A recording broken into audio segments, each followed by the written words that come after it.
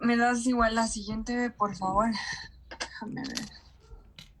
Pues entretenidos de manera rápida, pues tenemos los objetivos del tratamiento, el tratamiento no quirúrgico, el tratamiento conservador que vamos a hacer, el tratamiento quirúrgico, igual las especificaciones en cuanto a las indicaciones y algunas complicaciones, vigilancia y seguimiento y pronóstico de manera rápida, ya para concluir igual el tema en sí. La siguiente, por favor.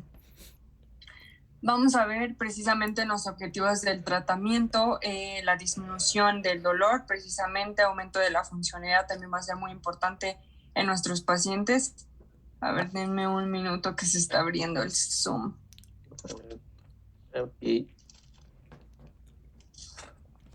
Sí, doctor, es que si no, no alcanzo a ver bien. En pequeñito. Saca la lupa. En el celular, deje que se conecte. Bueno, ya. Como les mencionaba, los objetivos del tratamiento, también mejorar las actividades de la vida diaria, que también va a ser importante, lo vamos a ir viendo, prevenir posibles resultados adversos a largo plazo. Como les mencionaba desde un principio, tenemos dos opciones principales, que es la no quirúrgico, un tratamiento conservador, así como el tratamiento quirúrgico en sí. Se deben considerar o tomar en consideración ciertas características o ciertos puntos que van a ser muy importantes en el proceso. Precisamente la toma de decisiones va a ser pues la discusión de las expectativas de tratamiento que tienen nuestros pacientes, así como el nivel de actividad que manejan. Ya mencionábamos, por ejemplo, unos casos de las diferentes actividades laborales, los meseros, los maestros, por decir algo como que más común, incluso las amas de casa, etcétera. Del mismo modo se debe considerar pues la edad del paciente, la sintomatología que también puede ir en relación a la gravedad del mismo problema y pues nuevamente las demandas de la actividad, que tanto a lo mejor pues requiere el paciente que se realice una intervención oportuna o de manera más rápida, precisamente para volverse a incorporar ya sea sus actividades recreativas así como las laborales. La siguiente, por favor. Y pues empezando con lo que sería el tratamiento no quirúrgico o conservador, vamos a ver también unos aspectos muy importantes que mencionan en las diferentes fuentes de información, es que la mayoría de las lesiones del manguito del rotador pues pueden tratarse de forma conservadora, y también se realizó un estudio prospectivo en el que el 75% precisamente de los pacientes con pues algunos desgarros de espesor completo experimentaron una mejoría sostenida en una relación en cuanto a los síntomas a 2 años con el tratamiento conservador, por lo general dentro de las primeras 6 a 12 semanas que se les fueron pues impartido este tipo de tratamiento. Y como podemos ver en nuestra diapositiva, en primer lugar tenemos los AINES. Estos son indicados como primera alternativa del tratamiento durante periodos cortos de tiempo. También puede haber variabilidad en cuanto a las fuentes de información, que pueden ir de 3 a 7 días, algunos de 5 a 10 días, otros nuevamente de 3 a 15 días. Igual va a ir en relación a la variabilidad del tiempo o el periodo de uso, dependiendo el principio activo que nosotros pues estemos administrando. Pero de manera general pues suelen ser periodos muy cortitos de tiempo, y obviamente ir valorando qué tal pues está la sintomatología, si hay disminución del dolor, mejoría en cuanto a pues la disminución de la inflamación, la movilidad de la articulación, etcétera. Y como podemos ver en nuestro cuadrito, lo que les mencionaba, se recomienda o recomiendan conocer lo que serían las dosis, el periodo de uso, la presentación, así como pues algunos efectos adversos que puedan presentarse. Entre los principales AINES que recomienda pues en este caso la guía de práctica clínica sería el diclofenaco. Como podemos ver, hay dosis recomendadas de 100 miligramos al día, en dosis máximas de 150 miligramos al día. En cuanto al tiempo, el periodo de uso va de 2 hasta 3 semanas. También tenemos el etofenamato, que este suele ser intramuscular, 1 gramo cada 24 horas y hasta un máximo al día de 3 gramos. Y el tiempo periodo de uso da igual data de 3 hasta 5 días. También tenemos la indometacina, que suelen ser igual cápsulas 25 miligramos cada, dependiendo igual 8 o 12 horas, máximo 100 miligramos al día, y también un tiempo periodo de uso que va de 2 hasta las 3 semanas. Ya veíamos igual el ketorolaco que nos mencionaba hoy en la en la consulta del doctor, que la verdad pues hace muy mal a los riñones, pero esta pues igual se puede usar ya sea de vías intravenoso, intramuscular, 30 miligramos cada 6 horas, una dosis máxima también que va hasta 120 miligramos al día, y normalmente pues el tiempo de uso, como podemos ver aquí, pues es muy reducido, no suele pues exceder lo que serían 4 días. También tenemos metamizol intramuscular intravenoso, 1 gramo cada 6 u 8 horas y un periodo de tiempo de 3 a 5 días. Y también naproxen, que suelen ser pues las cápsulas de 250 miligramos vía oral cada 8 horas, con un máximo también hasta 1.250 miligramos durante un tiempo o periodo de uso de hasta 2 semanas. La siguiente, por favor. Y pues aquí a continuación tenemos lo que serían nuestras inyecciones intraarticulares de corticosteroides. Igual esto lo vamos a ir viendo igual en un algoritmo al final que se explica súper bien, pero pues aquí es importante recordar que a lo mejor no suelen ser tratamientos individualizados en su totalidad. En muchas ocasiones vamos a ver que la base de pues una buena recuperación, igual mantener la buena funcionalidad o movilidad de nuestra articulación en estos pacientes, pues data de lo que sería pues una buena fisioterapia o que se ayude precisamente de una buena rehabilitación. Ay, aquí me acaba de abrir el Zoom. Bueno, déjenlo cierro para continuar. Ya. Y como les mencionaba, tienen igual algunas indicaciones. En general, pues también tienen como objetivo este tipo de inyecciones intraarticulares de corticosteroides, como van a ver, pues disminuir el proceso inflamatorio en el tejido, así como algunas indicaciones también específicas en el tratamiento, pues inicial que no ha sido efectivo. Precisamente hay dolor persistente a pesar del tratamiento o que ya se ha tenido pues después de algunas semanas de prueba con la INES, pues este dolor sigue siendo pues significativo. Así como que pues obviamente ya habíamos visto el impedimento que hace al realizar las actividades de la vida diaria en nuestros pacientes también, ¿no? Que no las pueden realizar pues de buena forma, ¿no? Afecta mucho la calidad de vida. Y también aquí se especifica que el paciente pues también tiene una función limitada secundaria al dolor, que precisamente no permite la realización o progreso en la fisioterapia. Quiere decir que a lo mejor pues está en un tratamiento con AINES o algo por el estilo y también está realizando la fisioterapia o los diferentes ejercicios, pero precisamente es tan intenso el dolor o tan persistente que no permite realizarlos de forma adecuada, por lo tanto pues la evolución pues no va a ser tan favorable en ese caso. Por eso pues se recurre a este tipo de tratamiento o abordaje terapéutico, y también en los casos pues a lo mejor de que haya alguna intolerancia alérgica a la terapia con AINES. Y pues también va a haber algunas contraindicaciones como todo, pues de manera general se mencionaba la artritis infecciosa, la bacteriemia, tratamiento obviamente anticoagulante no controlado o coagulopatía grave. Por eso de los riesgos de hemorragias, las punciones, etcétera. Y aquí les coloqué al principio un primer video, son unos cuantos segundos, también se explica súper bien pues en qué zona específica se suelen hacer pues estas infiltraciones con corticosteroides. ¿Lo puedes poner, por favor, Vivi?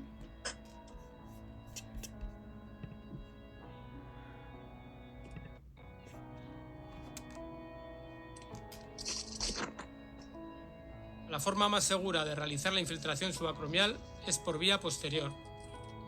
Nos colocamos detrás del paciente y buscamos como referencia el borde posterolateral de la acromia. 1,5 centímetros por debajo y 1,5 centímetros hacia medial se puede palpar un punto blando, que será el sitio de inyección. Introducimos la aguja paralela al suelo y profundizamos hasta llegar al espacio subacromial. La introducción del líquido debe ser suave, sin notar excesiva resistencia. Si se nota resistencia, podría ser debido a una punción del tendón. Y del mismo modo se dice que pues la aplicación de lo que sería el antiinflamatorio esteroideo de depósito con o junto con la lidocaína como analgésico obviamente local pues suele favorecer la compresión del sitio de lesión, facilitando pues esta movilidad temprana que se suele dar. La siguiente, por favor. Y este video también pues se los coloqué porque a mí personalmente me gustó mucho. Nuevamente pues especifica a lo mejor qué materiales se usa, los medicamentos al finalizar el video les voy a mencionar, Pero también aquí es muy importante ver, aquí en nuestro paciente se ejemplifica precisamente la función o el beneficio que tiene precisamente estas infiltraciones, porque pasado un periodo de tiempo podemos ver perfectamente que la movilidad en cuanto igual a arcos de movimiento, todo el tipo de maniobras que luego se suelen realizar en nuestros pacientes, pues sí hay una mejoría. A lo mejor si nuestro paciente solo lo puede mover a unos 60, 90 grados, tras estas infiltraciones, pues nuestros pacientes suelen ya tener una movilidad muchísimo mejor. ¿Lo puedes poner, por favor? Me gusta que pegue el brazo y ponga la mano como pidiendo limosna. Este es el espacio donde vamos a hacer la infiltración. Fundamentalmente, este es el set que vamos a usar. Siempre hay que hacerlo con medidas asépticas, guantes, un poquito de betadine. Aquí tenemos cargado la medicación y cloretilo. Untar ampliamente la cinta, usar 1 milímetro de corticoides, ¿de acuerdo? Y el resto, 9 milímetros, con un anestésico local, tipo medio. Espalda punto para atrás, se queda relajado, el brazo caído. Y vamos a localizar el ángulo posterior del acromio, nos desplazamos 1 centímetro hacia abajo, ¿vale? Echamos el cloretilo y justamente ahí hacemos una infiltración rápida, directa y con la mano de abajo arriba. Empezamos a infiltrar poco a poco, pero con firmeza. ¿Vamos viendo ahora? Vasita, por favor. Y de esta forma hemos terminado la infiltración. ¿Ha molestado mucho, Manuel? No. Bien, ¿no? Bien, eso es. Siempre luego vamos a distribuir el bracito para que se distribuya bien la medicación por todo el espacio subacromial. Las ventajas que tiene esta terapia es que es un test diagnóstico. Vamos a esperarnos ahora unos 5 minutos a que esto haga efecto. Si el paciente dice que está igual de mal, obviamente la patología inflamatoria la descartamos, puede ser una patología mecánica. Pero si el paciente nos comenta que ha mejorado, podemos pensar que ese componente inflamatorio de la bursitis pues va a hacer efecto. Y a continuación empezaremos a hacer las sesiones de fisioterapia. ¿Bueno, cómo se encuentra? Bien, ningún problema, ¿verdad? Vamos a hacer la movilidad activa. ¿Qué tal? ¿Sí? Otra vez para arriba. Antes ahí le dolía, ¿no? Sí. ¿Y ahora? Nada. Tocas la nuca. Bien, la espalda. Veamos así. Bien. Empezaba a tirar y ya ¿no? Bueno, Y pues en cuanto a los principios activos precisamente que suelen utilizarse es la metilprednisolona así como la metametasona, pero generalmente pues es más utilizada la metilprednisolona. Como les mencionaba, son dosis recomendadas en cuanto a intraarticular. En este caso se estipulan 40 miligramos precisamente de este principio activo. Suelen ser dosis únicas, así como la metametasona 4 miligramos en 1 mililitro, dosis única. Aquí las complicaciones que suelen darse pues son la infección, un sangrado en la articulación, así como la ruptura del tendón. También hay que tener cuidado al momento de realizar pues este abordaje terapéutico, pero en relación a lo que les mencionaba de la dosis única, aquí se estipula muchísimo un punto que es que tras 2 precisamente infiltraciones y obviamente si nuestro paciente no muestra pues una mejoría o disminución del dolor que sea significativa, no se deben aplicar como que más infiltraciones o más inyecciones de corticosteroides. Puede estar asociado también a que tiende a debilitar también pues el tendón. Y obviamente pues nos está indicando que hay que realizar un abordaje un poquito pues más complejo en el aspecto en cuanto al tratamiento quirúrgico, ¿no? Que ya no es como que un estadio pues que sea muy tolerable para nuestro paciente porque ya está interfiriendo de manera más grave. Y precisamente pues en la siguiente diapositiva, por favor. Como les mencionaba, pues va a ir muy relacionado al tratamiento de rehabilitación que va a ser muy significativo en esto, va a ser la base de todo en conjunto, de combinación con lo que ya les mencionaba, dependiendo AINES o las mismas inyecciones, ¿no? Hasta pasar pues al tratamiento quirúrgico que les voy a explicar más adelante. En este caso se nos estipula que tras la inyección intraarticular pues mejora la movilidad, disminuye el dolor, se debe iniciar esta terapia de rehabilitación funcional, pero pues no en todos los casos específicos nada más en esto. Ya les había mencionado que en muchas ocasiones desde el momento en que nosotros pues indicamos lo que serían nuestros AINES, pues obviamente ir rehabilitando nuestro hombro, ¿no? E ir favoreciendo pues la movilidad y fuerza de la misma articulación del hombro. Y pues se puede se caracteriza, de lo que sean los ejercicios fisiátricos, que se los voy a ir explicando en las siguientes diapositivas con mayor detalle, así como lo que serían otras alternativas, como es el caso del calor local, que obviamente al permitir pues una dilatación de los vasos sanguíneos, el calor pues acelera lo que sería el flujo y facilita la llegada de oxígeno y algunos nutrientes que van a ir reduciendo la presión sobre las articulaciones y pues ayuda a nuestros pacientes a aliviar el dolor en los músculos. También se puede hacer, le puedes ir dando clic, por favor. Lo que sería la...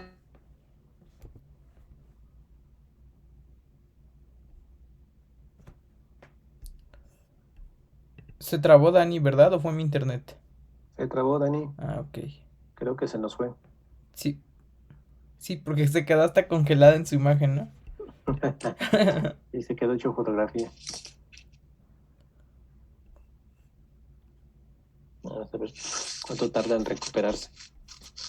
Me llegó un mensaje que dice que mi internet ya está a más del doble de velocidad de lo que estaba. Eso dicen, pero la verdad es que no parece.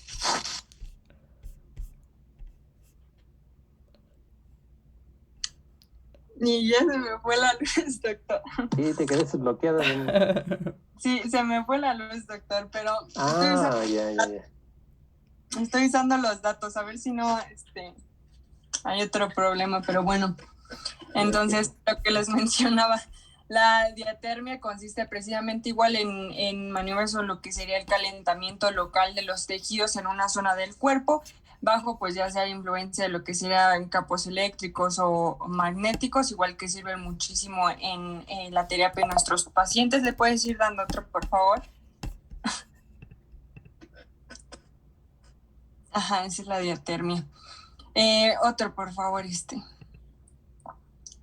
Y pues finalmente tenemos lo que sería el ultrasonido terapéutico, que también pues conocemos que son dispositivos que convierten esta energía electromagnética en ondas de sonido de alta frecuencia, las cuales en este caso pues van a ir penetrando el tejido para calmar el dolor y facilitar lo que sería pues la sanación o el healing del tejido a través de las reacciones térmicas y no térmicas. Y precisamente todo este tipo de tratamientos de rehabilitación es importante que sean indicados y supervisados también por especialistas en, ya regreso a la luz, en medicina física y rehabilitación. Y deben ir acompañados obviamente con las recomendaciones importantísimas, no se nos deben olvidar en cambios de actividades recreativas así como laborales, los cambios en general de los estilos de vida que precisamente confieran a lo mejor la movilidad o movimientos muy bruscos de la articulación o del hombro en sí.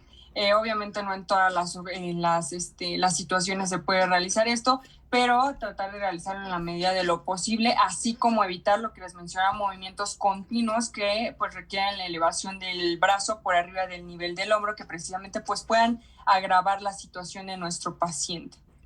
Siguiente, por favor. Y como les mencionaba, pues la fisioterapia va a ser muy importante. Esta tiene por objetivos optimizar la función de la articulación, precisamente al mejorar la fuerza del manguito rotado y los músculos que se encuentran pues adyacentes al músculo deltoides.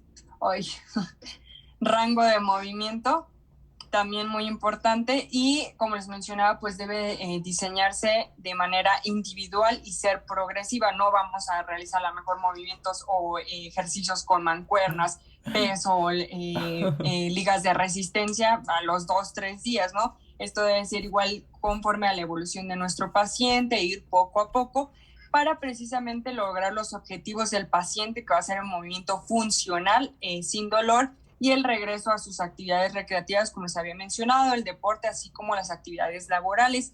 Y por lo general, como podemos ver, se suelen prescribir ejercicios que van enfocados más que nada a la movilidad, que precisamente van a ayudar a prevenir la rigidez del hombro y las complicaciones, como es el caso de la capsulitis adhesiva, también la fuerza que van a ser efectivos para la recuperación tanto a corto plazo y la función también a largo plazo.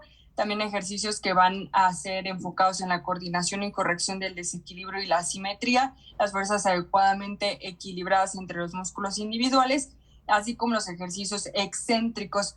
En estos casos se aumenta la tensión en un estado de lo que sería el alargamiento de las fibras musculares en aquellos ejercicios donde se estira el músculo mientras se mantiene pues una contracción muscular. Se pone de manifiesto, por ejemplo, cuando tienes una mancuerna, la colocas igual aquí a la altura del hombro y la vas bajando lentamente hacia la posición original o al momento de hacer la flexión. Y obviamente estos ejercicios nos van a ayudar tanto a la prevención de lesiones, al aumento de la fuerza muscular, el aumento también de la elasticidad y mejorar la propiocepción, así como favorecer pues la síntesis de colágeno para esta regeneración. Siguiente, por favor. Y entre los primeros ejercicios tenemos los ejercicios también de Codman. Aquí en este caso pues vamos a flexionar precisamente el cuerpo. Ahorita vamos a ver un ejemplo, ahí teníamos una imagen pero se tapó con el video, pero pues lo podemos ver claramente ahorita en el video. Vamos a flexionar precisamente el cuerpo desde lo que sería la cintura hasta que el tronco se encuentre pues paralelo al suelo y dejar que obviamente el brazo doloroso cuelgue. Precisamente es un ejercicio pendular. No se busca que a lo mejor nosotros realicemos el movimiento con el tronco, sino que precisamente dejen a nuestros pacientes que pues cuelgue precisamente pues lo que sería el brazo doloroso de manera lenta y suavemente en lo que serían pequeños círculos también. Y esto se debe practicar durante 1 minuto aproximadamente. Vamos a ver que precisamente este movimiento en cuanto al péndulo tiende a elongar los tejidos conectivos que van a estar rígidos gracias a la separación de la cabeza del húmero del acromion debido pues a la misma gravedad. Va a ayudar a evitar la rigidez capsular, mantener precisamente la articulación con el mayor grado pues de movilidad y la relación muscular que disminuya precisamente pues este dolor. ¿Me puedes poner el video, por favor? La idea es, este ejercicio se llama pendular porque el brazo debería colgar como cuelga un péndulo, ¿de acuerdo? Hacia un lado y hacia otro, ¿de acuerdo? Debemos notar como que el brazo es una cosa inerte, ¿de acuerdo? ¿Qué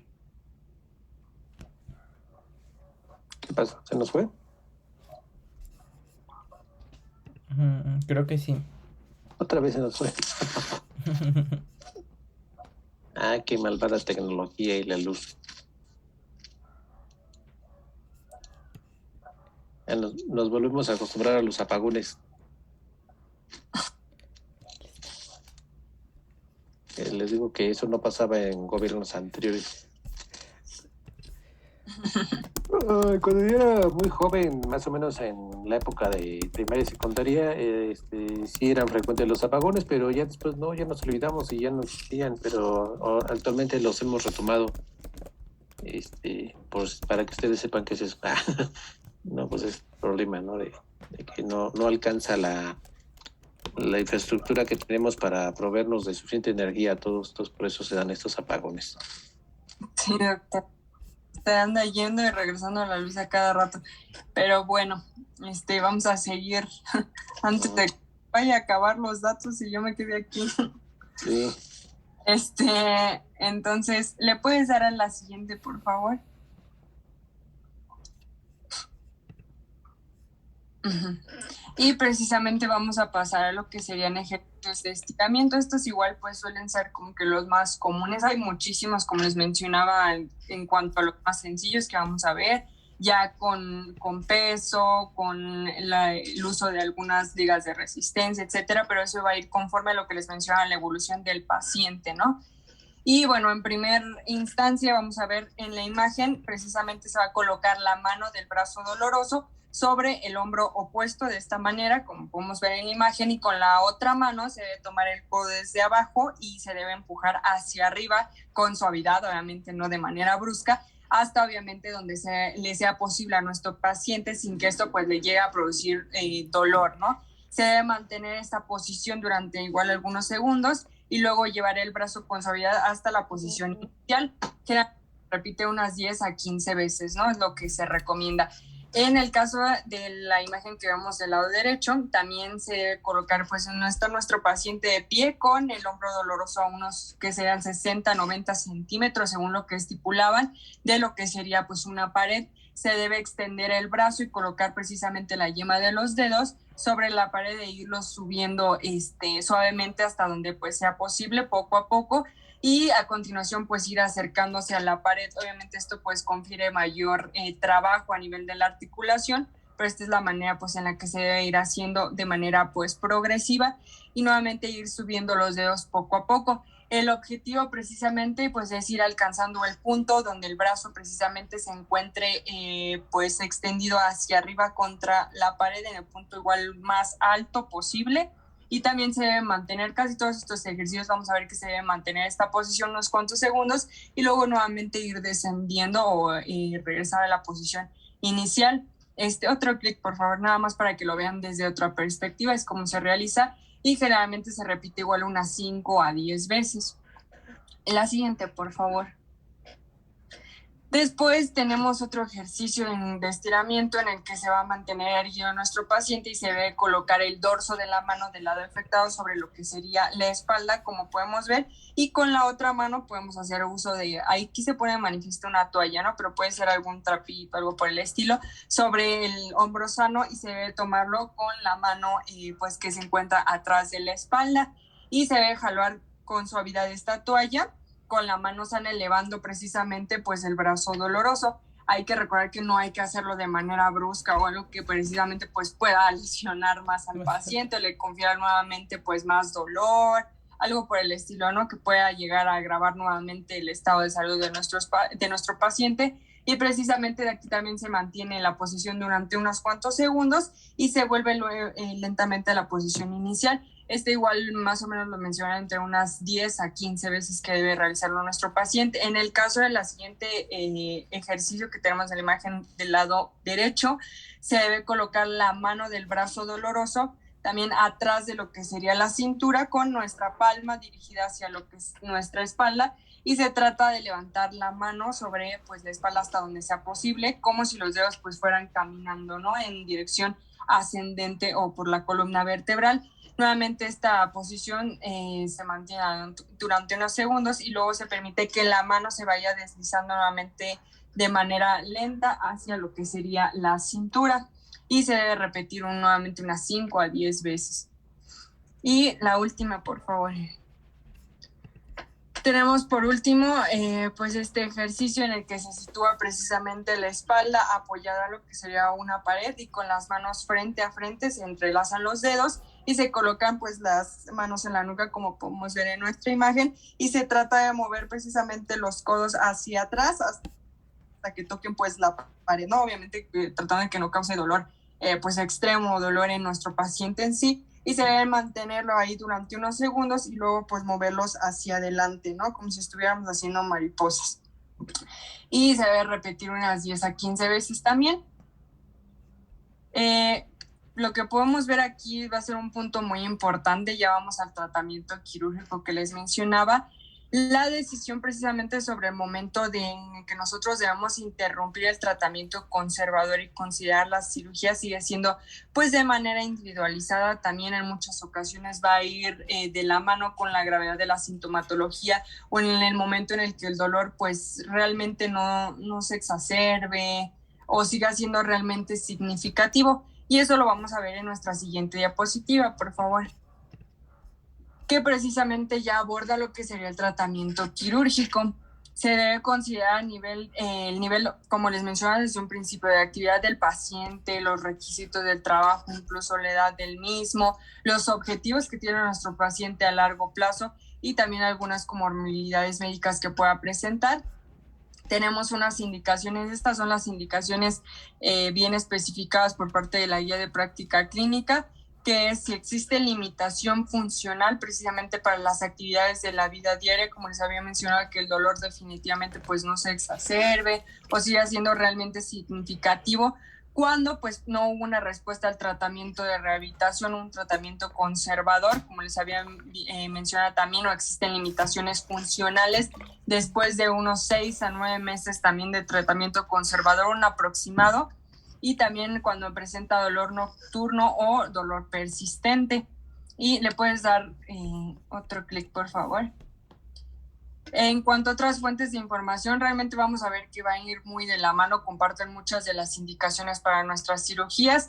En cuanto a otras que se pueden, pues más o menos especificar de mejor manera, serían las roturas sintomáticas y traumáticas agudas del manguito rotador en pacientes activos independientemente de la edad, que se deben derivar. En este caso se especificaba los pacientes jóvenes, activos y sanos con desgarros de espesor completo al cirujano ortopédico lo antes posible. Como les mencionaba, a lo mejor la guía de práctica clínica es más puntual de que a lo mejor solo es cuando el tratamiento no funciona, algo por el estilo, ¿no? Incluso las terapias de rehabilitación, etcétera. Pero en muchas ocasiones también otras fuentes de información pues va muy de la mano en los estilos, calidad de vida y metas de nuestros pacientes, qué objetivos o qué quiere alcanzar nuestro paciente, y si son pacientes jóvenes, activos, que a lo mejor tienen o llevan a cabo actividades recreativas o laborales que precisamente, como les mencionaba, requieren de un abordaje terapéutico pues efectivo, oportuno y rápido, se puede realizar pues este procedimiento o cualquiera de los procedimientos quirúrgicos.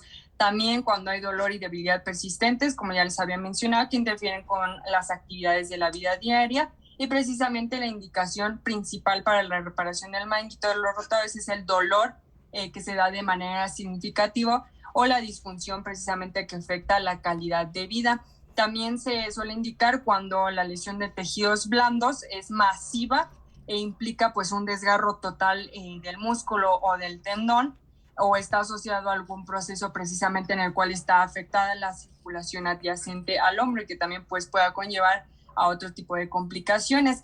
Y precisamente aquí nada más contextualizar lo que sería el retraso de la reparación que puede provocar la retracción del tendón, la infiltración grasa y también la atrofia de los músculos del manguito del rotador, nuevamente si no se lleva a cabo pues un tratamiento o abordaje oportuno. La siguiente, por favor.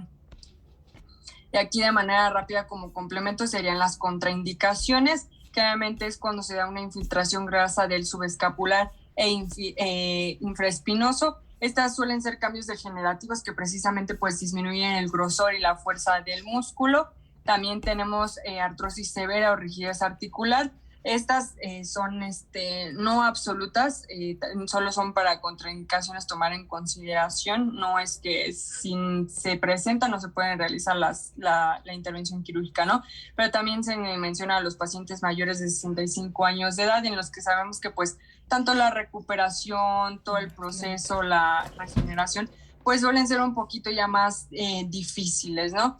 Un abordaje un poquito más difícil, así como las contraindicaciones absolutas que definitivamente pues no se debe realizar cuando hay un proceso infeccioso activo, un descontrol metabólico, así como pues el obvio riesgo quirúrgico anestésico que suele ser alto en algunos pacientes. Y como había mencionado el doctor, pues no vamos a mencionar cada una de las técnicas y métodos quirúrgicos. Aquí en el cuadrito rosa simplemente pues se los mencionaba por si los quieren ver igual a mayor detalle más adelante, las desviamientos del manguito rotador, acromioplastia parcial, etcétera, y las técnicas de reparación que suelen ser abiertas, artroscópicas y mini abiertas, y que van a ir en relación también al pronóstico, que suele ser bastante bueno, como lo vamos a ver en las siguientes diapositivas.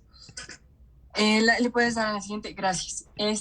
Ya para igual casi finalizar serían las complicaciones. Como les mencionaba, suele haber degeneración progresiva que si se presenta puede provocar la debilidad permanente, la pérdida de la amplitud del movimiento, así como la rigidez de la articulación glenohumeral o la conocida capsulitis adhesiva.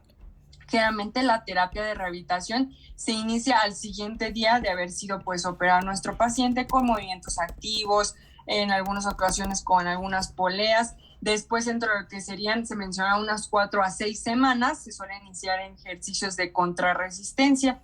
Y también pues vamos a llevar a cabo una vigilancia y seguimiento, siempre es muy importante. Las secuelas postquirúrgicas más frecuentes suelen ser las capsulitis adhesivas, dolor residual, así como las calcificaciones tendinosas. que van a ir muy de la mano, o la aparición de estas secuelas depende de la cronicidad del padecimiento, la disminución precisamente del espacio que hay entre el acromion y el húmero, y la degeneración grasa y retracción de los músculos también supraespinosos y subescapulares que pueden llegar a presentarse. Aquí se estipulaba que en dichos casos en los que se presenten pues algún tipo de secuelas o la movilización bajo anestesia o una segunda intervención artroscópica, pues puede recuperar esta movilidad de nuestros pacientes. Y le das a la siguiente y última diapositiva, por favor. Estaríamos hablando de ya nuestro pronóstico. Aquí, como les mencionaba desde un principio y durante toda la presentación, se puntuó lo que sería dependiente de la edad, el tamaño de la lesión, también la gravedad del mismo, el tiempo de evolución de la lesión desde el momento a lo mejor que se realizó el diagnóstico hasta el abordaje que se le da, o hasta igual incluso el momento en el que llega el paciente, pueden pasar incluso años, meses, etcétera, y obviamente esto va a ir muy relacionado a la gravedad de la misma lesión, el tejido de mala calidad, grandes desgarres retraídos, también el periodo de recuperación pues suele ser variable, les mencionaba, en cada paciente, igual considerando diferentes factores, así como la edad, muy importante, y la rehabilitación suele ser muy efectiva en lesiones mínimas. No quiere decir que en lesiones pues más significativas o graves no sea pues efectiva, pero obviamente entre menor sea la lesión o la gravedad de las mismas, mejor pues la recuperación o más rápida. Vamos a ver que más de la mitad también de los desgarros asintomáticos del manguito se volverían sintomáticos dentro de un periodo de 3 años, según se estipulaba, y precisamente en relación a las técnicas o manejos o maniobras quirúrgicas después de la reparación artroscópica, vamos a ver que se puede esperar resultados que van a ser de buenos a excelentes en aproximadamente el 90% de estos pacientes que van a ser intervenidos. Y en este caso los trabajadores sedentarios también se mencionaban que generalmente pueden regresar a lo que sería el trabajo en un periodo de 3 a 4 semanas. Obviamente los pacientes que están un poquito más activos, tienen una movilidad más significativa de la articulación del hombro, pues suelen tener una variabilidad también en cuanto al retorno a sus actividades laborales o recreativas. Pero sí es muy importante evitar levantar objetos pesados durante al menos 3 meses, es lo que se estipula, y posible que se necesite hasta 1 año para que el hombro pues se sienta de manera normal, ¿no? Había una movilidad, una fuerza, etcétera, pues más normal. Y ya para finalizar, igual, pues lo que les mencionaba, el mismo del tratamiento del síndrome del manguito rotador, también pues es un algoritmo que también me gustó mucho, lo podemos encontrar en la guía de práctica clínica.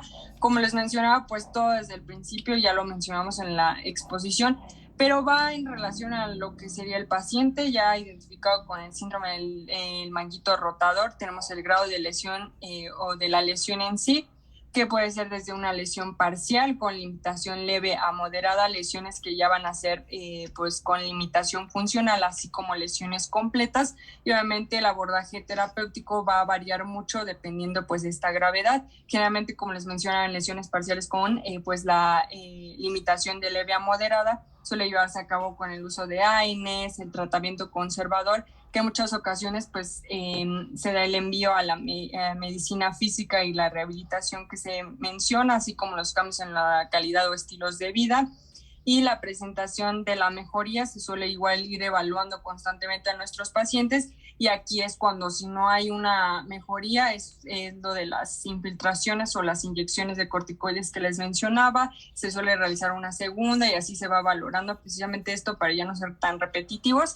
Y pues las lesiones parciales con limitación funcional, así como las lesiones completas, podemos ver precisamente en nuestro algoritmo que pues tienen abordajes quirúrgicos dependientes también de esta gravedad de la lesión. Y pues generalmente todo concluye en lo que sería el alta y el envío a la unidad de medicina familiar, y obviamente la rehabilitación constante que se tiene que hacer. Nuevamente, esto no es cuestión de unos días o unas semanas que nuestros pacientes pues ya van a estar súper bien, sino que en ocasiones igual es un poquito tardado, puede tardar más meses o incluso años, como les mencionaba pues en la diapositiva anterior. Y la siguiente pues ya serían la bibliografía o las fuentes de consulta.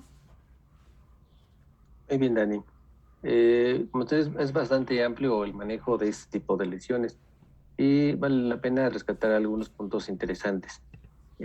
Para empezar, desde el punto de vista de los fármacos que podemos utilizar, como pusiste en tu primer diapositiva, varios antiinflamatorios, pero siempre es importante determinar cuáles son los que vamos a utilizar. Como observaron hoy en la consulta, le pedí al paciente que no tomara ketorolaco, porque llevaba muchos días tomando ketorolaco. Como aquí muestra tu diapositiva, el ketorolaco puede tener un perfil de seguridad de no más de 4 días, o sea, 3.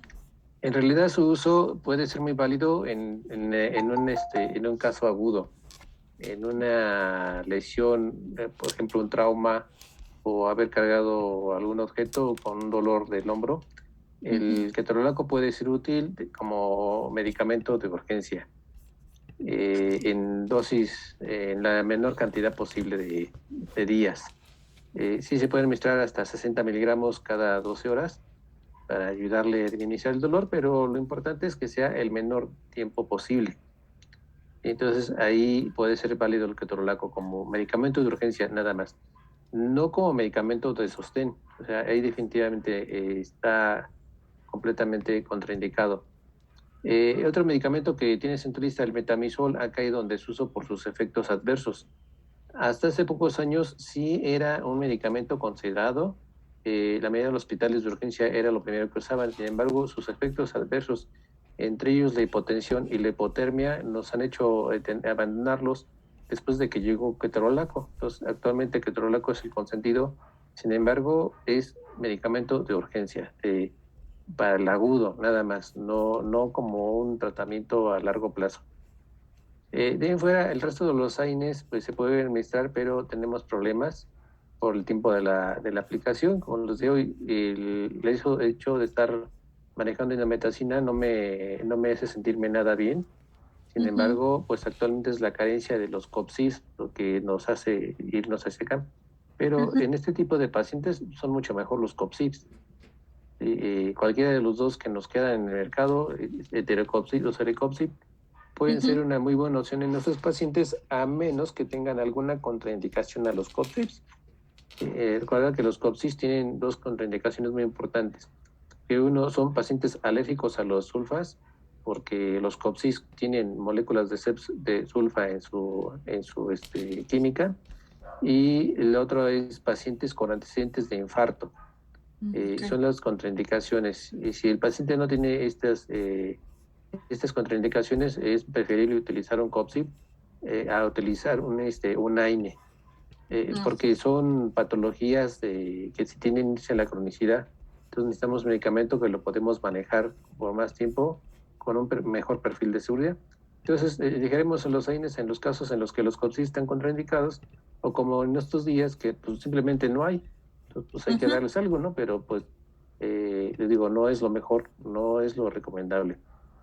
Entonces, el grupo de medicamentos como los esteroides de depósito, sin embargo, tienen grandes problemas.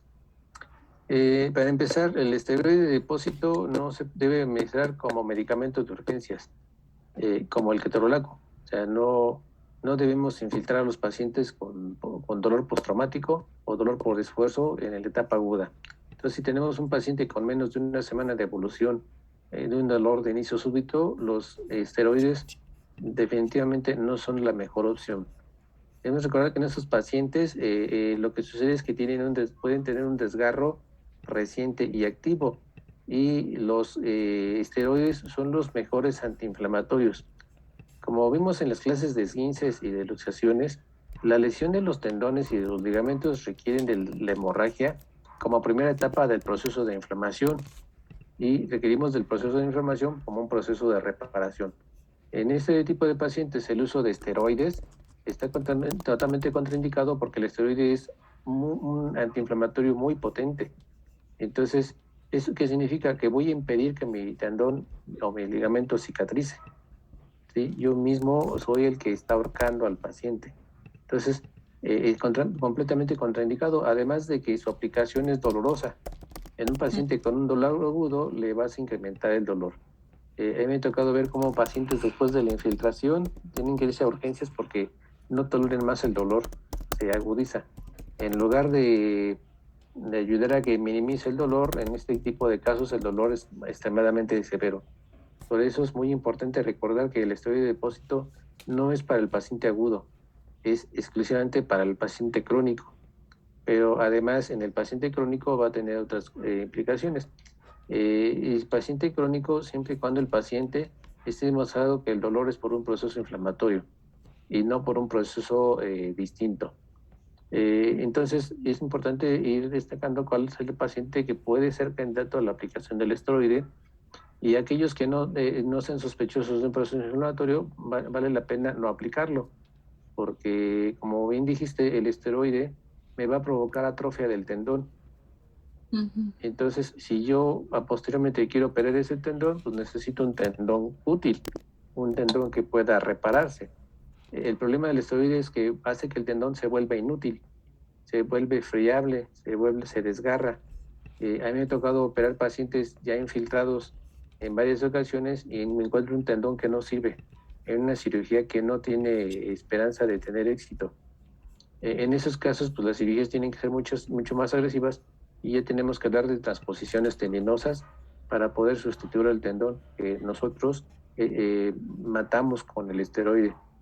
Entonces, por eso debemos tener mucha precaución en qué paciente vamos a aplicar esteroide. Bien dijiste, hasta 2 infiltraciones. Yo en lo personal me quedo con una. Si mi paciente mejoró con una infiltración, me siento muy contento, el manejo repetidor y adiós. Y si el paciente no mejoró con una infiltración, definitivamente prefiero la cirugía. Sin embargo, no todos los ortopedistas piensan así. Tengo colegas que aplican 3, 4, 5 infiltraciones, pero son compañeros que no hacen cirugía de hombro. Entonces, pues también mal onda, porque cuando le mandan la cirugía al que hace hombro, pues el que hace hombro ya no tiene nada que hacer. Entonces, pues no hay que pensar en el futuro del paciente. Entonces, la infiltración de esteroide puede ser altamente benéfica en casos bien seleccionados y altamente perjudicial en pacientes mal seleccionados. Entonces, es uno de los motivos por los que la infiltración de esteroide no es del dominio del médico de primer contacto. Es recomendable que sepan que se puede aplicar, pero no es recomendable que el médico de primer contacto lo aplique, porque tiene sus riesgos. Uno de los grandes problemas de la infiltración de esteroide es que en los primeros días genera un alivio de dolor muy importante, pero cuando es un caso donde ya tenemos un tendón desgarrado, un pinzamiento severo, una artrosis subacromial importante, después de unos días de sentirse bien, el paciente se va a volver a sentir mal. El problema es que va a querer que lo infiltren de nuevo, porque después de haber probado distintos productos, se da cuenta que solo el esteroide funciona. Se hace como dependiente, ¿no? ¿Perdón? ¿Se hace como dependiente? No se hace dependiente, se vuelve la esperanza del paciente, como lo que sucede con muchos esteroides. Es tan potente antiinflamatorio que sí quita el dolor de manera temporal. El problema es que el paciente va a querer que lo infiltren otra vez, y a mí me han tocado pacientes que después de una infiltración se molestan de que no los volvamos a infiltrar y andan buscando quién los infiltre. El problema es que sí encuentran. Una de las enormes diferencias entre mi consulta y la de mi colega, el doctor Astudillo, que también es profesor de ciclos clínicos, es que él pone a infiltrar a sus estudiantes y yo no permito que mis estudiantes se infiltren. Y les digo, ¿por qué? Porque lo van a querer hacer fuera de aquí. Y el problema es que lo van a hacer, ¿sí? Pero lo van a hacer mal. Entonces prefiero que no lo aprendan, porque después van a andar por todos lados infiltrándose al que se les ponga enfrente. Total, les quita el dolor, aunque sea de manera temporal. Entonces, es un riesgo, el esteroide es un riesgo enorme. Por eso, yo insisto que se sigue quedando reservado para el médico de especialidad. Y de hecho, debería ser reservado solo para el médico de especialidad que sabe hacer cirugía de hombro. Si no sabe hacer cirugía de hombro, pues no tiene caso. Pero pues muchos colegas no piensan lo mismo. El viernes pasado, mi compañero de tarde llegó temprano y llegó enojado porque no le dan el suficiente esteroide, y él me dice que pone de 10 a 12 esteroides diarios. Entonces, pues yo me voy como el condorito para atrás, le digo, oye, yo ocupo 1 a la semana o a veces 2, cuando exagero. Entonces, pues él igual le pone esteroide al que se le pone enfrente. Entonces, debemos tener mucho cuidado con ese medicamento. Y el otro problema es que no es caro. Bueno, sí es un poquito caro. Ahorita la marca libre, el Diprospan Hypac, ampolleta de 1 mililitro está costando ya 850 pesos.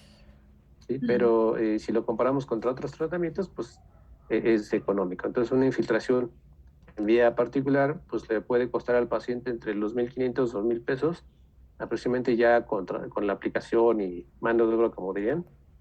Si lo compramos contra otros tratamientos, pues si es barato, sí le va a dar un alivio temporal de unas semanas. Entonces el paciente junta su dinerito pues para la que sigue, ¿no? Entonces tenemos que tener mucha precaución con el esteroide. Hay una área de la Sociedad Mexicana de Cirugía de Hombro y Codo que está en contra del esteroide y ellos quisieran que los esteroides desaparecieran del país porque están cansados de operar hombros sin tendón. Entonces, por eso tenemos que tener mucho cuidado con el esteroide. ¿Sí? Entonces, un favor, no se lo recomienden a los pacientes, porque los pacientes nos llegan buscando, oiga, es que me dijeron que usted inyecta y lo aplica y pues quiero que me lo ponga. Entonces, digo, se enoja mucho el paciente, que le digo, no, usted no es para esteroide, usted es para otro tipo de tratamientos. Ok. Después de esto, ¿de qué más me hablaste? Si me haces favor de pasar tu diapositiva. La rehabilitación. Sí, la rehabilitación. Los ejercicios de rehabilitación son fundamentales e importantes y es lo más importante en el tratamiento de las lesiones del manguito rotador. De hecho, yo a los pacientes les digo que es más importante el ejercicio que el medicamento. Si quiere, no se tome el medicamento, pero por favor sí haga la terapia. El problema es que el enfoque que le dan la mayoría de los médicos es al revés. Como estamos muy casados con la industria farmacéutica y además la industria nos hace regalos y nos lleva cenas, como hoy les decía, que pues no pienso ir a la doy porque no es cena, nada más es cóctel, y dije, pues eso qué, ¿no? La terapia no nos regala nada, ¿no? Pero al paciente le da grandes beneficios. Hay muchos reportes bibliográficos que nos dicen que la terapia por sí sola, sin otro tratamiento, es capaz de llevar al paciente a la mejoría. Entonces, tenemos que buscar la rehabilitación. Sin embargo, debemos recordar que los ejercicios de primer nivel o primer momento son los de Coleman.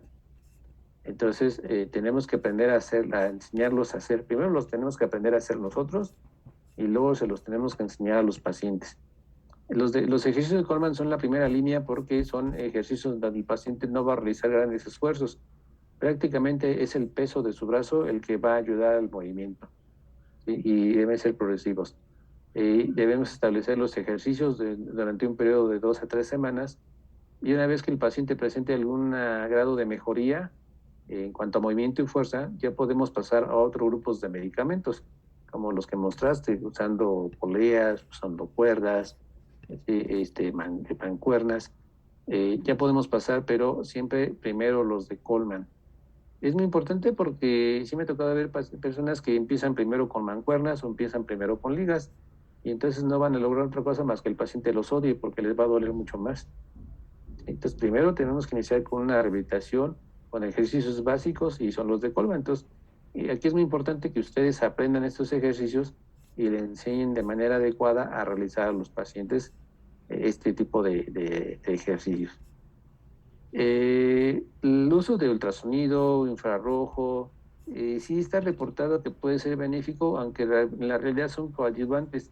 El paciente puede hacer ejercicio de rehabilitación y a su vez asociarlo a algún otro de estas terapias alternativas de rehabilitación que pueden ser útiles, pero nunca van a actuar solitas. Siempre será el ejercicio lo más importante.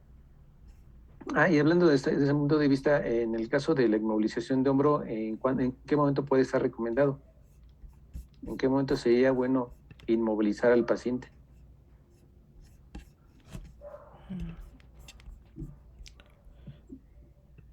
De inmediato.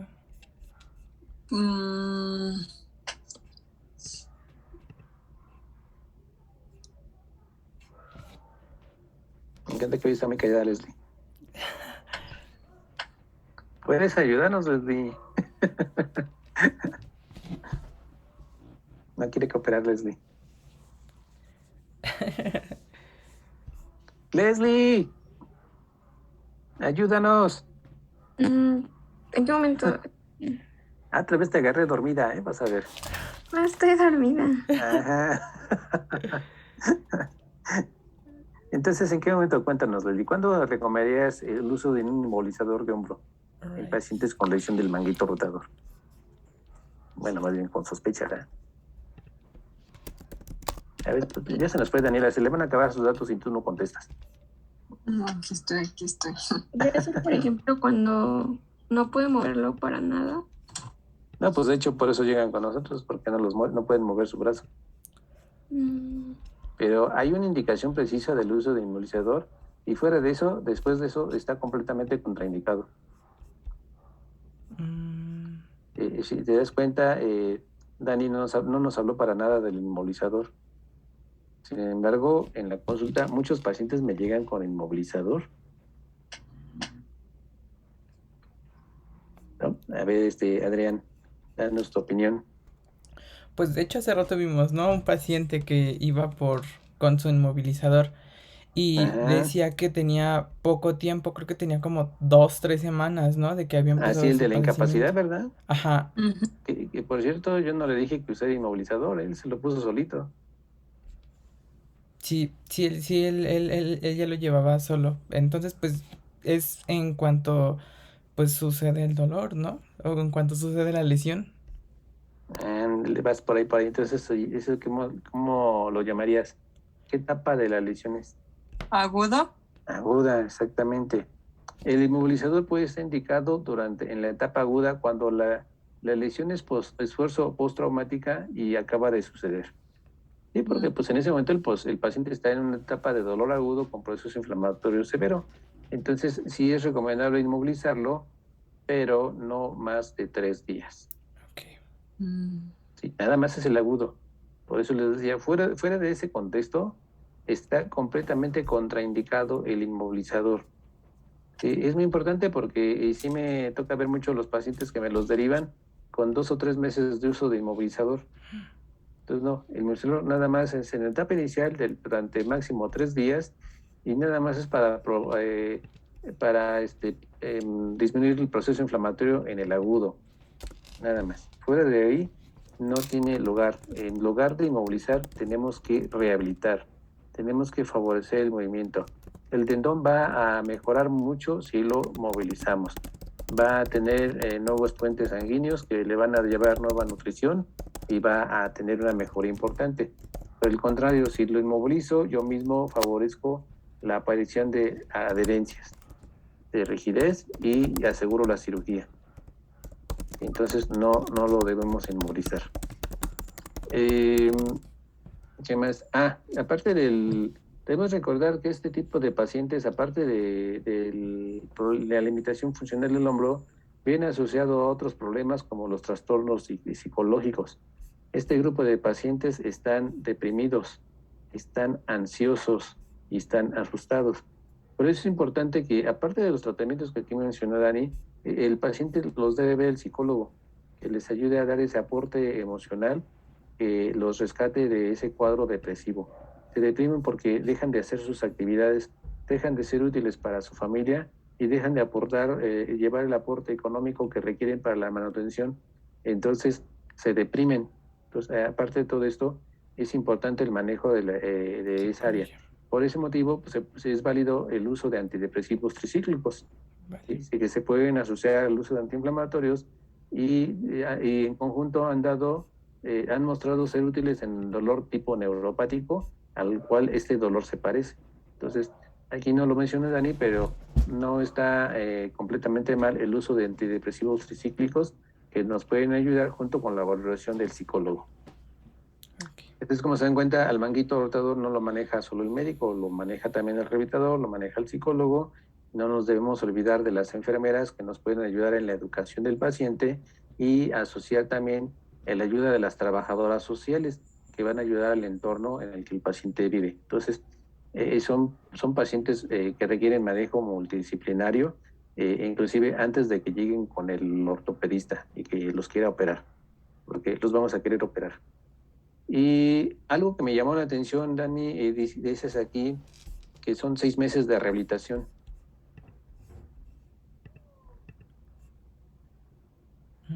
Dice después de 6 a 9 meses de tratamiento. De tratamiento conservador, ¿no? Ajá, un aproximado, pero como le mencionaba, o sea, puede ser muy variable, ¿no? Variable en cuanto a la evolución del paciente, la gravedad del mismo, la manera en la que lleva a cabo, pues, la fisioterapia, los diferentes ejercicios, qué tantos beneficios está teniendo. Sí, fíjate, muy interesante, pero yo diría una sugerencia muy diferente. Si el paciente lleva 4 semanas de tratamiento conservador, médico, rehabilitador, psicológico, y no presenta mejoría, definitivamente es preferible operarlo, porque es gente que vive con dolor, es gente que no descansa. No sé si te tocó a ti, Adrián, o a ti, Leslie, el paciente que me suplicaba que ya lo operara. Sí. Me acuerdo que de ustedes les tocó verlo, y que le dije, pues lo voy a estar operando ya por abril, pero no porque yo sea mala onda, sino porque todavía me queda pendiente una valoración médica antes de poderlo llevar al quirófano. Entonces, estos pacientes viven con dolor, no descansan, no duermen, no pueden ni siquiera vestirse de manera adecuada, no pueden bañarse. Entonces, su vida se vuelve tormentosa. Entonces, no es recomendable tenerlos en terapia física tanto tiempo. Si después de 4 semanas de rehabilitación el paciente no presenta mejoría, es mejor hacerle cirugía y acortarles ese periodo de sufrimiento con el que están viviendo. ¿Sí? Entonces, es una crueldad dejarlos tanto tiempo. Hay algunas patologías que sí está completamente recomendado llevar periodos de rehabilitación tan extensos, como los pacientes con dolor lumbar. Eso sí, ¿por qué? Porque está bien demostrado que muchos de esos pacientes van a tener mejoría después de periodos largos de rehabilitación, de fortalecimiento muscular, de electroterapias, eso sí, pero los del manguito no, esos sufren mucho, es incapacitante el dolor, inclusive ni duermen, porque cuando se empiezan a quedar dormidos, el dolor los despierta. Entonces es un paciente que llega muy ansioso. Entonces no los hagan esperar tanto, hay que operarlos. Y si después de 4 semanas de rehabilitación no hay mejoría, es mejor hacer cirugía, ya no hay que hacerlos esperar más. Ok, y por último, ¿qué otra cosa? Puedes pasarme tus diapositivas, dijiste algo interesante, pero necesito verlas porque se me olvidan.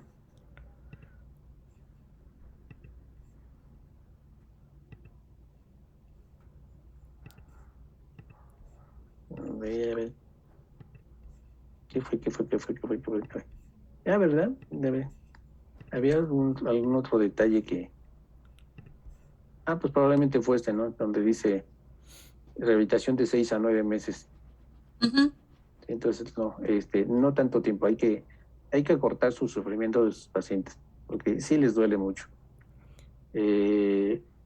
Dentro de las experiencias que yo he tenido en este grupo de pacientes, una de las que más me llamó la atención fue el caso de la mamá de una enfermera, que me la llevó con un dolor muy extraño porque le dolía la cabeza, le dolía la zona temporal, le dolía la mitad de la cara, le dolía el oído, el dolor descendía al cuello, le dolía el hombro, el dolor terminaba en la mano. Entonces, una extensión de dolor muy extraña y sin trauma.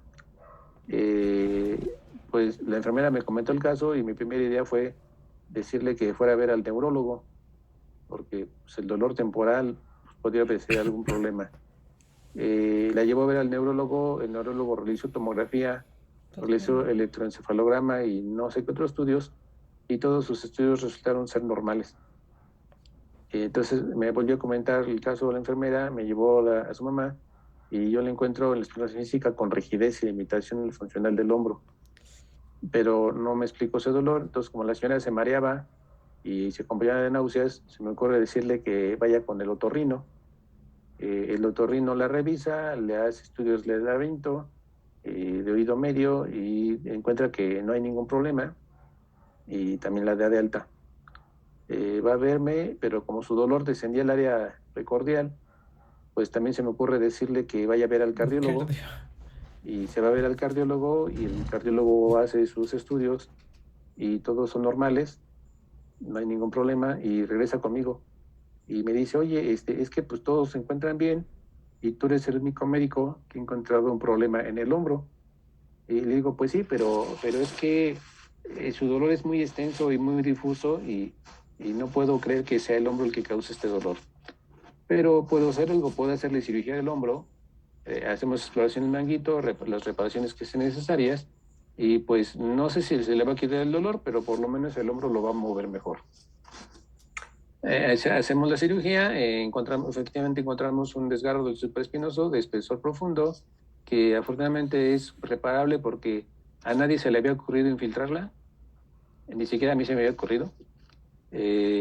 Puedo hacer la reparación, hago una cromoplastía, una descompresión del manguito, y 2 semanas después volver a la paciente, y después de haberla conocido durante aproximadamente 4 meses de que estuvo cabalgando, es el primer día que la veo sonreír.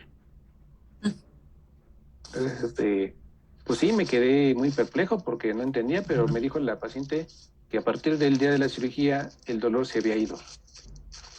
Muy extraño, pero es el caso más característico que he tenido. ¿Cómo es posible que la lesión de un tendón tan pequeño me ocasione un dolor tan extenso y tan limitante? Sí, la paciente la egresó con una muy buena movilidad del hombro y sin dolor, ya sin esos dolores, sin esos mareos, sin ese dolor de oído. Se fue muy feliz la paciente, pero un caso extraño. Entonces, eso deja mucho aprendizaje porque este tipo de síndromes nos hacen confundirnos con muchas patologías y a veces tenemos que estar descartando otras antes de poder llegar al diagnóstico y al tratamiento. Sí, cierto, ya me acordé.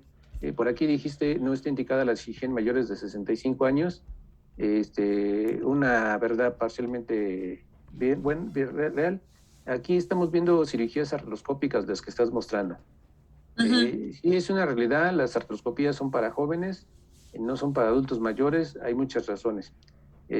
Actualmente la Sociedad Mexicana de Cirugía de Hombro y Codo está en una discusión porque no saben si es mejor la artroscopía o si es mejor la cirugía de hombro. Los médicos más jóvenes, los ortopedistas más recién egresados que tienen posgrados en el extranjero, vienen haciendo exclusivamente artroscopía. Y los que no somos tan jóvenes todavía nos estamos quedando con la cirugía abierta. Yo hago cirugía abierta, yo no hago cirugía artroscópica, pero aquí hay una ventaja y aquí la cirugía abierta no está contraindicada en mayores de 65. De hecho, la mayoría de los pacientes a los que le hago cirugía tienen más de 65 años de edad y la gran mayoría tienen buenos resultados. Igual aquí un caso muy característico que tuve de una mujer de 75 años que es maratonista de aguas abiertas y que en una de las competencias presenta dolor de hombro con la limitación funcional. Va a ver a varios médicos y todos les dicen que no hay nada más que hacer, que pues se va a tener que convivir con ese dolor porque no hay manejo. Entonces yo la reviso, encuentro datos de pinzamiento, le sugiero el tratamiento quirúrgico, pero no le prometo nada. Le digo, pues quizás logremos algo, pero pues vamos a ver qué resultados nos puede dar. La paciente se anima porque soy el único médico que le ofrece un tratamiento. Se hace la cirugía y pues la paciente tenía un pinzamiento con un acromio muy prominente y un osteofito.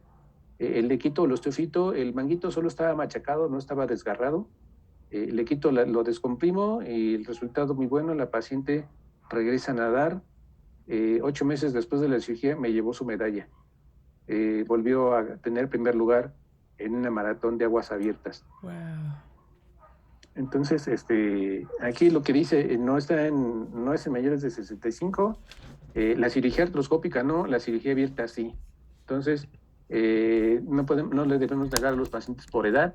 Las contraindicaciones para las cirugías pues son la habilidad cardíaca, o sea, paciente con insuficiencia cardíaca severa, paciente con insuficiencia pulmonar severa, o pacientes con antecedentes de más de 2 infartos, pacientes con trastornos de la coagulación severa. Esas son contraindicaciones absolutas.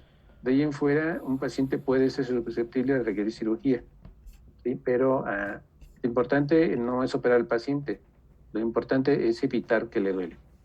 El objetivo del dolor, los tratamientos, no es como vemos en la última de las últimas diapositivas que mostraste, donde vemos a una ancianita levantando el brazo hasta arriba. Muchas veces eso no es posible. ¿Cuál es el objetivo del tratamiento? Es muy sencillo, que el paciente alcance su boca, que el paciente alcance su oído, que se pueda peinar y que el paciente alcance sus pompis.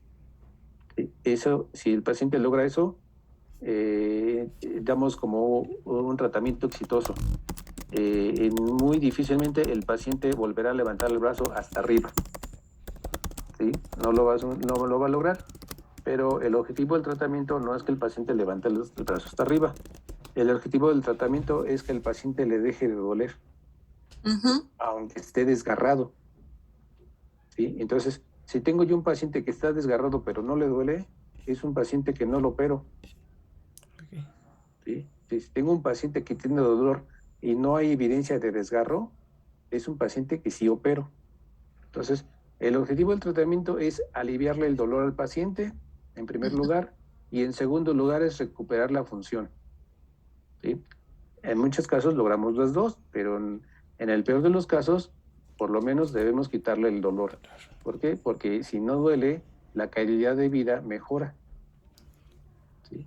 Entonces, ese es el objetivo. Entonces, lograr lo que vemos en esta imagen con una abuelita con el brazo hasta arriba, es algo que no debemos prometer a los pacientes. Lo que debemos buscar es decirles que podemos ayudarlos a no tener dolor. Okay. Nada más era como una imagen de relleno, Doc. Ya lo sé, pero este tipo de imágenes... Tienes razón. Es como esos comerciales del X-Ray. Engañoso. Donde salen los abuelitos bailando, ¿no? Bien sabroso. Entonces, ¿cuál es el problema? Que los pacientes llegan a la consulta pues, queriendo bailar bien sabroso y uno les dice, ¿de qué? Pues quiere que ya no va a bailar, aunque le vaya muy bien con el tratamiento. Okay. Entonces genera falsas expectativas y falsas esperanzas al paciente. Entonces, si tú le muestras en tu consulta a un paciente esta imagen, el paciente va a creer que va a levantar su mano hasta arriba, como lo hacía como cuando tenía 15 años. No, pues no. ¿Sí? Entonces, por eso la invitación que les hago es que exploren a todos los que se le acerquen, para que se den cuenta qué diferencias hay entre las personas adultas mayores y las personas jóvenes, cómo se sienten sus hombros. Okay. Tóquenlos, siéntanlos, explórenlos, hagan las pruebas que hemos visto aquí, para que se den cuenta cómo en distintos grupos de edades el hombro es diferente. ¿Sí? Y no siempre es patológico, siempre la diferencia es la edad. ¿Vale? Okay, doctor. Sí, doctor. Muy bien. Bueno, no sé si quiere agregar algo más, Leslie. ¿Quieres contarnos algo? No, está todo bien. Ok, entonces ya nada más resta revisar su historia clínica. Nada más hay que subirla a Drive y ahí la reviso. Esta es nuestra última clase y damos concluida la rotación con el servicio. Sí, doctor, gracias. ¿Vale? Sale, vale, doctor. Bueno, y qué lástima que ya no van a regresar a mi consulta. Se la pierden. Todavía mañana vamos. Bueno, sí mañana, pero pues ya nada más un día, eso que... Bueno, eso sí. Pero aprendimos mucho. Mucho en bueno. los 3 días que... Bueno, yo los 2 días que fui. Ok. Muy bien, ¿quién va mañana? ¿Tú vas mañana, tú, Adrián? ¿Quién va? Y sí, yo voy mañana. Sí. Ok. Bueno, Sí. muy bien. Sí, igual Bueno. vaya. ¿Mande? Igual, posiblemente vaya yo igual. Órale, pues si vas, bienvenida, ¿eh? Y si Sí. no vas, pues te extrañaremos. ¿Se le vale? Bueno, pues cuídense mucho. Tengan bonita tarde. Doctor, las Mande. hojas de evaluación de la rotación, igual se las subimos al Drive o Sí, se sí, no a Drive. Súbanme la Vale. Drive. Ok. Sale, Vale, vale, vale. doc. Bueno, cuídense mucho. Adiós, nos vemos mañana. Nos vemos.